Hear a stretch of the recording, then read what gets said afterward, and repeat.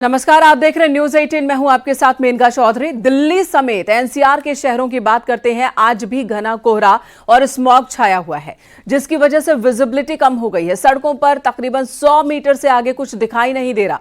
गाड़ी चलाने वालों को दिक्कत हो रही है। सड़कों पर गाड़ियां रेंगती नजर आईं। एटा और अयोध्या समेत यूपी के तमाम शहरों में सुबह की शुरुआत घने कोहरे के साथ हुई। कोहरे की वजह से तापमान में भी गिरावट दर्ज की गई है और लोगों को ठंड का एहसास होने लगा है। कोहरे और प्रदूषण की मार की वजह से बच्चों और बुजुर्गों की परेशानी बढ़ गई है। ये तस्वीरें आपको दिखा रहे हैं, 3 तस्वीरें आप देख रहे हैं इस वक्त। विजिबिलिटी की स्थिति क्या है वो देखिए।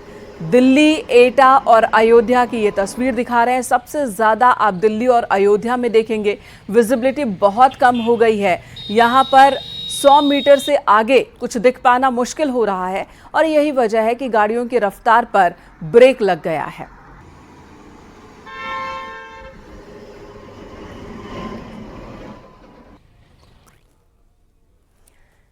अलीगढ़ में सड़क हादसे में 2 लोगों की मौत हो गई। अज्ञात गाड़ी ने बाइक सवार 3 लोगों को रौंदा, जिससे 2 की मौत हो गई और तीसरा घायल है। सूचना पर पुलिस पहुंची। मौके पर शव को कब्जे में लेकर पोस्टमार्टम के लिए भेजा है। मथुरा बाईपास रोड पर यह हादसा हुआ।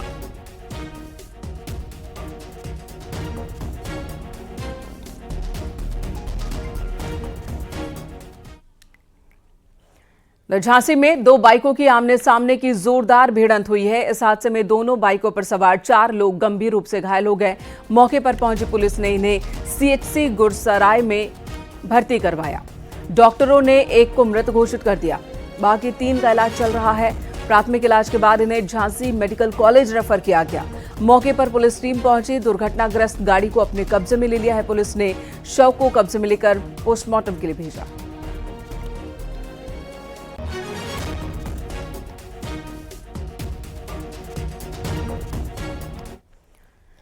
इधर ग्रेटर नोएडा में एक मेडिकल की एक दुकान में मारपीट हुई है। घटना से जुड़ा सीसीटीवी वीडियो भी सामने आया। आरोपी मेडिकल की दुकान के गेट का शीशा डंडे से तोड़ता दिख रहा है। बिसरक क्षेत्र के यूसुफपुर चकसाबेरी गांव का यह मामला बताया जा रहा है।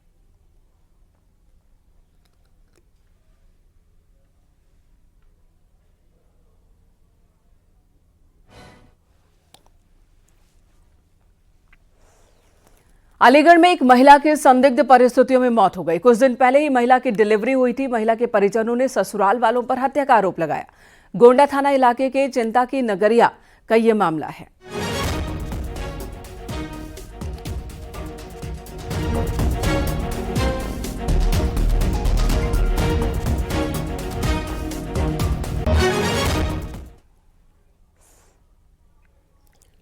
इधर अमेठी के गौरीगंज से एसपी विधायक राकेश प्रताप सिंह पदयात्रा कर अयोध्या पहुंचे। अयोध्या में एसपी के गोसाईगंज के बागी विधायक अभय सिंह ने स्वागत किया। रास्ते में जगह जगह अयोध्या चलो पदयात्रा के दौरान फूलों की बारिश हुई है। आज एसपी के बागी विधायक राकेश प्रताप सिंह रामलला के दर्शन करेंगे, सरयू स्नान करेंगे, जिसके बाद रामलला का आशीर्वाद लेंगे। 4 दिन पहले हजारों समर्थकों के साथ राकेश सिंह अमेठी से पदयात्रा लेकर अयोध्या के लिए निकले थे और अब वो अयोध्या पहुंच गए हैं।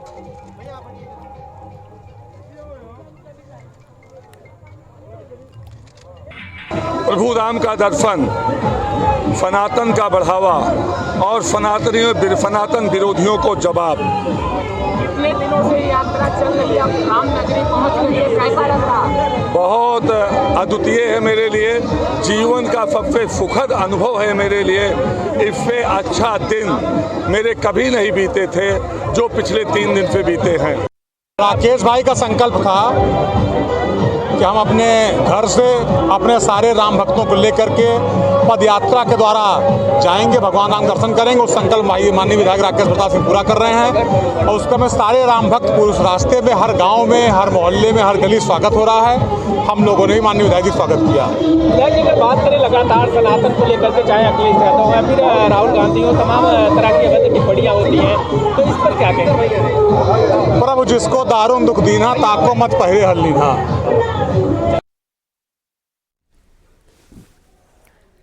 प्रयागराज में प्रतियोगी छात्रों का प्रदर्शन जारी है। देर रात प्रयागराज के डीएम, कमिश्नर और पुलिस कमिश्नर ने छात्रों से बातचीत की।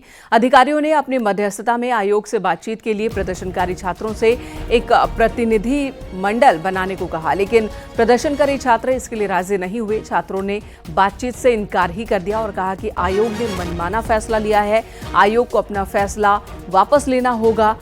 फैसला वापसी का नोटिस जारी होते हुए जैसे ही होता है वे अपना आंदोलन खत्म कर देंगे।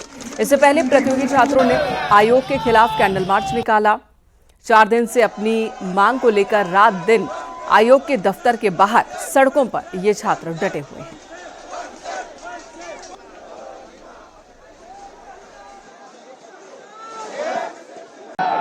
देखो, बहुत सारे बच्चे अलग अलग जगह से आए हैं। आप यहाँ पे बैठे भी हैं। हम आपसे बात कर रहे हैं, इतने सारे लोगों से बात लगातार अनुरोध कर रहे हैं। बहुत सारे बच्चे चाहते भी होंगे कि हम इसका समाधान निकले, लेकिन अगर सड़क पे बैठे रहेंगे तो समाधान नहीं निकल पाएगा। आपने जो आंदोलन शुरू किया है, वो फिर अपना जिस कारण से आप यहाँ बैठे हुए हैं, आपका कारण वो रह जाएगा, अधूरा रह जाएगा। तो आप एक लेवल आगे तो बढ़िए कम से कम। इतने सारे छात्र बैठे हैं यहाँ पे, छात्राएं बैठी हैं, आप सब पीछे बैठे हैं। तो आप हमारी बात पे गौर करिए। बात नहीं करेंगे तो उसके बाद में आगे नहीं बढ़ पाएंगे। केवल हा हुल्ला हम लोग करते हैं, पूरी बात भी ना सुने और उसके बाद में उस पर सोच विचार भी ना करें, तो उसका कोई औचित्य नहीं है। तो हमारा आपसे ये अनुरोध है, आप कृपया करके इस पे, बहुत सारे हमारे बच्चे बैठे हैं, आपका पूरा भविष्य दांव पे है। आप पूरी तैयारी करी होगी आपने। आप एक स्टेप आगे बढ़िए, आपका हल निकल जाएगा। सड़क पे बैठ के हल नहीं निकलेगा। आप बात करेंगे तो आपका हल निकल जाएगा। आपकी हम वार्ता करा देंगे, हमारी मध्यस्थता में कराएंगे, जो हमारे साथ जाएगा। एक भी व्यक्ति पे कोई भ्रांति की कहीं बात नहीं, कोई कार्रवाई नहीं, कुछ भी नहीं है। कहीं कोई कार्रवाई नहीं होगी, कहीं कुछ भी नहीं होगा। आप हमारे साथ आइए, हम आपकी बात करा देंगे। और बहुत अच्छे यहाँ पे बच्चे जो बैठे हुए हैं, मेरा आप सबसे अनुरोध है, आप इस पे जरूर आप इस पे गौर करिए। तो अपील बार बार की जा रही है, लेकिन ये तमाम अपील का कोई असर नहीं हो रहा है, बेअसर साबित हो रहे हैं, क्योंकि स्टूडेंट्स अपनी मांग पर डटे हुए हैं।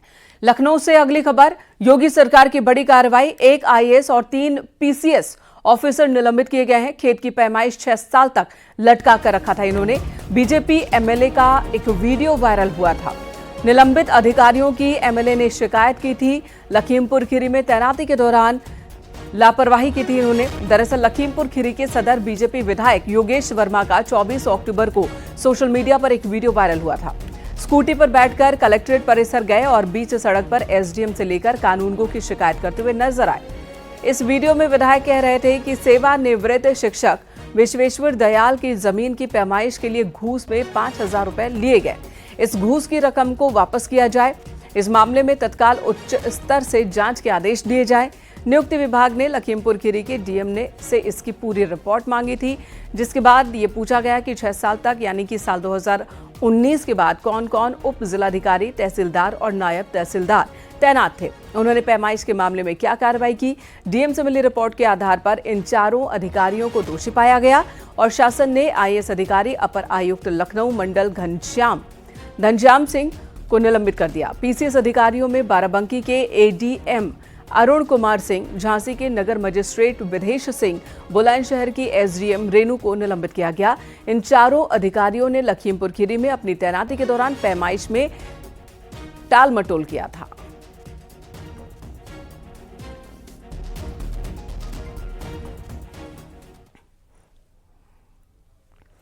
सीएम योगी आज झारखंड में चुनावी दौरा करेंगे। बीजेपी स्टार प्रचारक के तौर पर मुख्यमंत्री 3 चुनावी जनसभाओं को संबोधित करेंगे। सीएम योगी की पहली रैली धनबाद में होगी, फिर निरसा में, और निरसा विधानसभा सीट से बीजेपी उम्मीदवार अपर्णा सेन गुप्ता के लिए प्रचार करेंगे। दूसरी जनसभा बोकारो में होगी, जहां सीएम योगी बोकारो विधानसभा क्षेत्र के उम्मीदवार विरंची नारायण के लिए समर्थन करेंगे। तीसरी जनसभा बोकारो जिले के बेरमो विधानसभा क्षेत्र में होगी, जहां बीजेपी उम्मीदवार रविंद्र पांडे के पक्ष में वोट की अपील करेंगे। झारखंड विधानसभा चुनाव में सीएम योगी का आज तीसरा चुनावी दौरा है। इससे पहले 5 नवंबर और 11 नवंबर को रैलियों को वो संबोधित कर चुके हैं।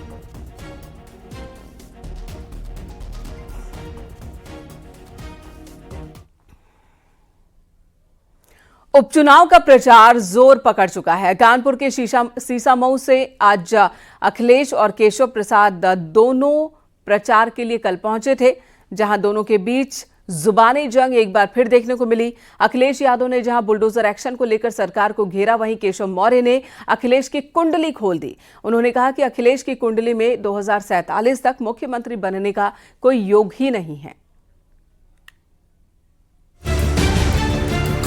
कांग्रेस मुक्त भारत देश, सपा बसपा से मुक्त उत्तर प्रदेश। न केवल इस चुनाव में हराएंगे बल्कि 27 का चुनाव का भी हराने का काम करेंगे। चुनावी रण में एक बार फिर सियासी धुर विरोधी आमने सामने टकरा गए। अखिलेश यादव और डिप्टी सीएम केशव प्रसाद मौर्य दोनों कानपुर के सीतामऊ सीट पर प्रचार के लिए पहुंचे थे। एक ने वार किया तो दूसरे ने पलटवार। अखिलेश ने बुलडोजर को गैराज में खड़ा करने की बात कही तो केशव प्रसाद मौर्य ने पंचर साइकिल को। उनके मन में पिछड़ों के लिए खिलाफ, दलितों के खिलाफ, महिलाओं के खिलाफ, किसानों के खिलाफ, जवानों के खिलाफ, व्यापारियों के खिलाफ इतनी नफरत भरी हुई है कि वो जब सदन में खड़े होते हैं, सुना है किसी ने कई भाषण सुना है, जिन लोगों ने भाषण उनका सुना होगा, उनके कार्यकाल में जो कारनामे हुए थे केवल उनको उजागर करने का काम होता है, तो अपना आपा खो देते। अखिलेश ने कहा कि जनता बीजेपी को उपचुनाव ही नहीं बल्कि 2027 चुनाव में भी हराएगी और न केवल इस चुनाव में हराएंगे बल्कि 27 का चुनाव का भी हराने का काम करेंगे। तो केशव प्रसाद मौर्य ने अखिलेश की कुंडली बता दी। डिप्टी सीएम ने कहा कि 2047 तक अखिलेश की कुंडली में सीएम बनने का योग नहीं है। 2027 चुनाव तो बस शुरुआत है। लेकिन हरियाणा में विधानसभा का चुनाव हुआ, वहाँ भारतीय जनता पार्टी की तीसरी बार सरकार बनी और बता दिया कि कांग्रेस मुक्त भारत देश, सपा बसपा से मुक्त उत्तर प्रदेश। और 2000 ये तो 24 है, 2027 में फिर से तीसरी बार उत्तर प्रदेश में भाजपा सरकार बनने जा रही है। जब मैं श्री अखिलेश यादव जी को एक बार माननीय खन्ना जी सदन में मौजूद थे, वहां मैंने कहा एक हमारे बहुत अच्छे ज्योतिषी हैं, नाम नहीं बताऊंगा, कानेपुर के, उन्होंने बताया कि 2047 तक श्री अखिलेश यादव जी के कुंडली में अब मुख्यमंत्री बनने का योग नहीं है। एक और अखिलेश यादव सीतामऊ में अपने प्रत्याशी के लिए वोट मांग रहे थे, तो दूसरी ओर बीजेपी अध्यक्ष उनके गढ़ करहल में जीत का दावा करते नजर आए। निश्चित रूप से हमारी पूरी तैयारी है। हमने पूरी तैयारी के साथ अपने कार्यकर्ताओं के माध्यम से हम जनता के बीच में जो हमारी सरकार ने जो काम किए हैं, 7 साल का प्रदेश सरकार ने, 10 साल का हमारी केंद्र की सरकार ने जो काम किए हैं, उनका पूरा लेखा जो लेकर जनता के बीच में हमारे कार्यकर्ता हैं और मुझे विश्वास है कि इस बार इतिहास बदलेगा।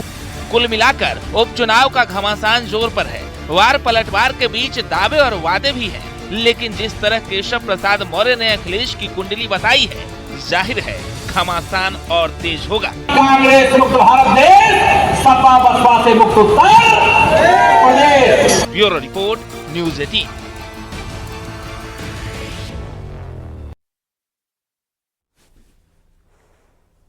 मेरठ में लव जिहाद का मामला सामने आया। पुलिस ने मुस्लिम लड़के और हिंदू नाबालिग लड़की को बरामद किया। दरअसल 7 दिन पहले लड़का लड़की को बुर्का पहनाकर ले जाता सीसीटीवी में रिकॉर्ड हुआ था। ये घटना सामने आने के बाद हिंदू संगठनों ने प्रदर्शन किया, जिसके बाद पुलिस ने दोनों को मेरठ के रेलवे स्टेशन से बरामद किया।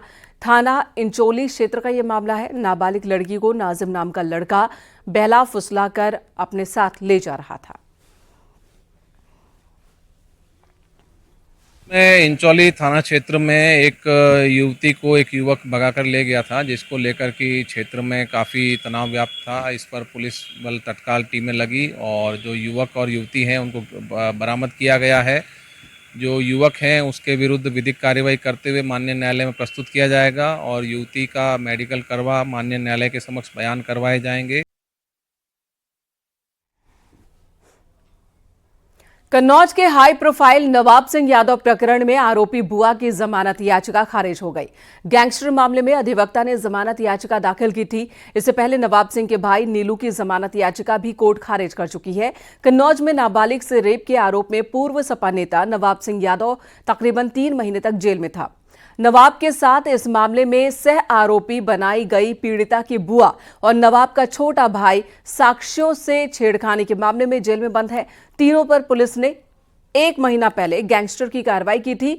अदालत में मामले का ट्रायल 19 नवंबर से शुरू होगा। इससे पहले आरोपी बुआ के अधिवक्ता ने गैंगस्टर कोर्ट में जमानत अर्जी डाली थी। नवाब सिंह यादव प्रकरण में पूजा तोमर के ऊपर गैंगस्टर एक्ट की कार्रवाई की गई थी। गैंगस्टर एक्ट के तहत पूजा तोमर की उनके अधिवक्ता द्वारा जमानत डाली गई। आज जमानत पर सुनवाई हुई। जमानत पर विशेष न्यायाधीश श्री नंद कुमार जी द्वारा दोनों पक्षों की बृहद बहस सुनने के बाद पूजा तोमर की जमानत प्रार्थना पत्र खारिज की जाती है। किस मुकदमे में खारिज हुआ है? 3-1 गैंगस्टर एक्ट के तहत पूजा तोमर की आज जमानत याचिका खारिज की गई। सीतापुर में महिला खनन अधिकारी पर हमला करने के मामले में 3 खनन माफियाओं को गिरफ्तार किया गया। साथ ही जेसीबी भी बरामद की गई है।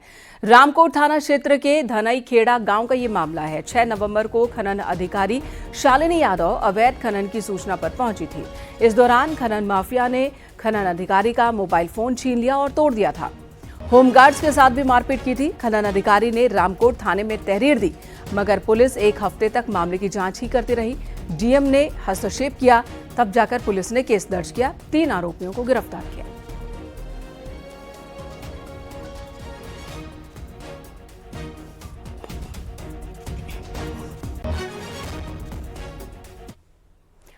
झांसी के प्रेमनगर थाना क्षेत्र में एक घर में पटाखों में विस्फोट होने से घर की दीवार ढह गई। पटाखे में हुए विस्फोट के बाद मौके पर पहुंचे पुलिस अधिकारियों ने जांच पड़ताल की। जांच में पता चला कि यह हादसा घर में रखे पटाखों में आग लगने से हुआ। इस हादसे में 2 लोग जख्मी हो गए। पुलिस मामले की जांच कर रही है।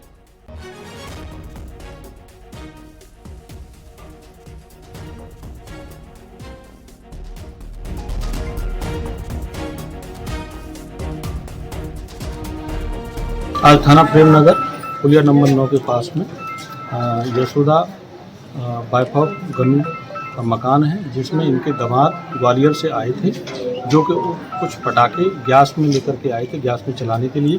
ये ग्वालियर में पटाखे का काम करते हैं और यहाँ पर कोई न पटाखा कोई फैक्ट्री है न कोई कुछ है, केवल पटाखा चलाने के उद्देश्य से पटाखे रखे थे। अचानक उसमें विस्फोट हो गया और उसमें रामनारायण सनोफ गंगाराम घायल हो गए। उनको हॉस्पिटल पहुंचा गया और आवश्यक कार्रवाई की जा रही है।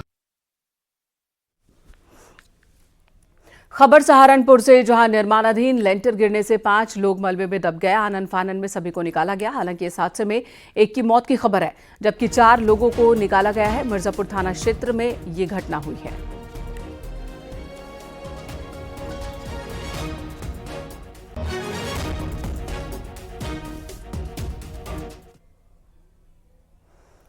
मुजफ्फरनगर पुलिस ने सरकारी भवन के खंडहर में चल रही एक अवैध हथियार फैक्ट्री पर छापेमारी की। पुलिस ने मौके से 2 शातिरों को पकड़ा है, जबकि 3 शातिर भागने में कामयाब रहे।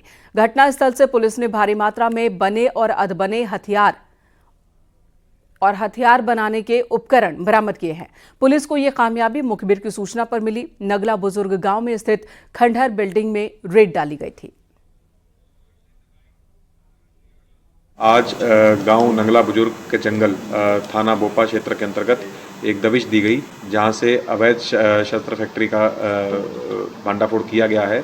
वहां पर मौके से 2 अभियुक्तों को गिरफ्तार किया गया है, जिनके पास से 20 अवैध शस्त्र बरामद हुए हैं और 8 अर्धबने शस्त्र बरामद हुए हैं। इनमें कई 12 बोर तमंचे, 315 बोर तमंचे, musket, double barrel, single barrel gun इसमें बरामद हुई हैं 2 अभियुक्त इनमें से गिरफ्तार किए गए हैं। कानपुर आईआईटी ने तकनीकी सुविधाओं से लैस एक ऐसा डॉग रोबोट तैयार किया है जो हर खतरनाक जगह पर जाने में सक्षम है। आईआईटी के कुछ छात्रों ने मिलकर इस रोबोट को तैयार किया है। ये रोबोट देखने में बिल्कुल असली कुत्ते की तरह ही है और इसकी गतिविधियां भी डॉग से कम नहीं है। ये चलता डॉग की तरह है, 360 डिग्री में मूवमेंट कर सकता है। रोबोटिक डॉग 5 किलो वजन के साथ कहीं भी जा सकता है। इसे सुरक्षा के लिहाज से एक महत्वपूर्ण कदम माना जा रहा है। घर से लेकर सेना के लिए ये कई मायनों में कारगर हो सकता है।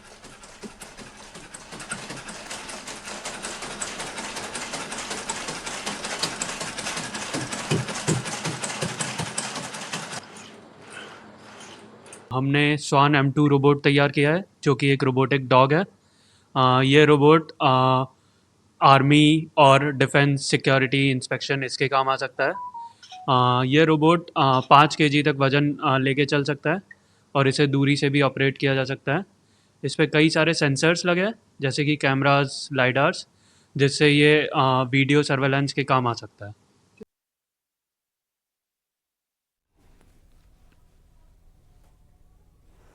कश्मीर के केसर की डिमांड दुनिया भर में होती है। कश्मीर के पंपोर में केसर की पैदावार होती है, लेकिन अब लखनऊ के एक शख्स ने अपने घर पर ही केसर की बागवानी शुरू कर दी। दिखाते हैं इसे पर आपको ये रिपोर्ट।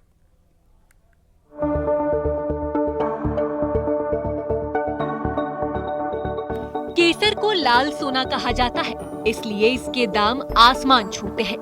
भारत में कश्मीर में केसर का उत्पादन होता है, वहीं अब यही केसर लखनऊ में महक रहा है। लखनऊ के हेमंत श्रीवास्तव ने कश्मीर से बीज लाकर केसर उगाई है।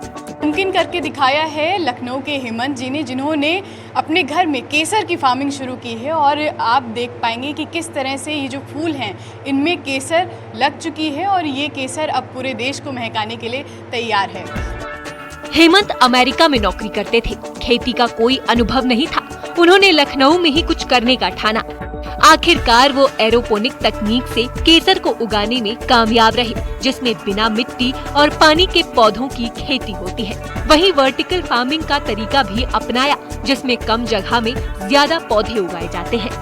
नॉर्मली एक बल्ब में एक ही फ्लावर होता है, लेकिन किसी किसी में आप देखेंगे कि 3-3 भी हैं। अब ये अगर आप यहाँ देखें, ये वाले में ये देखिए एक बल्ब में 3 निकले हैं। नॉर्मली एक ही निकलता है और हर फ्लावर में 3 ये जो आप धागे जैसे देख रहे हैं, स्टैंड, ये स्टिग्मा कहते हैं इसे, यही केसर है और ये अब रेडी है। इसको हम निकाल सकते हैं। ये काम मैनुअल वाला प्रोसेस है कि इसको निकाल के फिर उसको सुखा के फिर उसकी पैकेजिंग होती है। अभी तक केसर की खेती कश्मीर में ही होती आ रही थी, लेकिन अब लखनऊ में इसकी पैदावार से दूसरी जगहों के लिए भी एक राह बन सकती है। लखनऊ से न्यूज़ 18 के लिए नितिका दीक्षित की रिपोर्ट।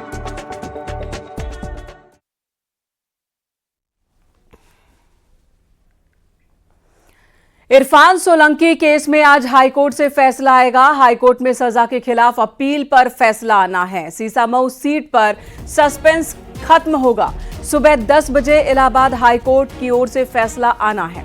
8 नवंबर को अदालत ने फैसला रिजर्व रख लिया था। 7 जून को कानपुर कोर्ट में सुनवाई हुई थी और सजा का ऐलान हुआ था।